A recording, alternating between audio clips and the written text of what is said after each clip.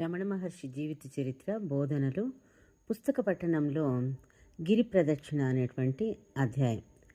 అరుణాచల పురాణం ఈ నడకను అతి నెమ్మదిగా రాకుమార్తె వలె అడుగుల సవ్వడి కూడా వినపడనట్లుగా సాగించాలని చెప్తుంది.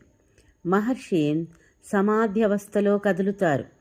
అట్టి ఆనందమయ స్థితిలో శ్వాస నెమ్మదిగా ఉంటుంది. తొందరపాటు, అలసట ఏమాత్రమూ ఉండవు.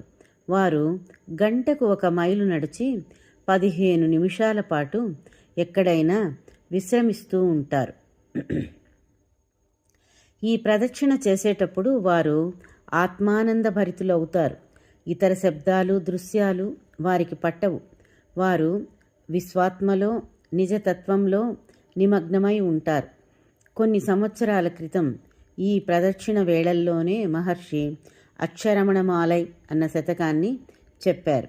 ఈ శతకంలోని పద్యాలన్నీ తమిళంలోని వర్ణమాలా క్రమాన్ని అనుసరించి ఆయా అక్షరాలతో ప్రారంభమవుతాయి. ఆ పిదప వారు అరుణాచల అష్టకాన్ని కూడా చెప్పారు. ఈ అష్టకంలో భావం ఒక క్రమ పద్ధతిలో నడుస్తుంది. ఈ అష్టకాన్ని చదివితే గిరి ప్రదక్షిణ చేసేటప్పుడు భగవాన్ భావాలు ఎలా ఉండేవో తెలుస్తుంది. ఆ అష్టకంలోని పద్యాల తాత్పర్యం ఇది. చిన్నతనం నుంచి అరుణాచలం మహనీయమనే తలచాను.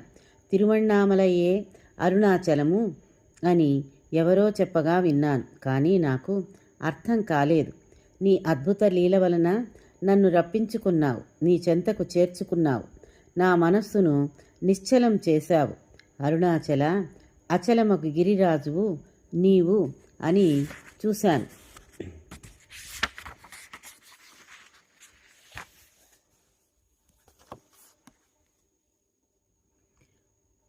చూసేవారు ఎవరు అని లోపల వెతికాను. ద్రష్ట అంతర్ధానమైనాడు.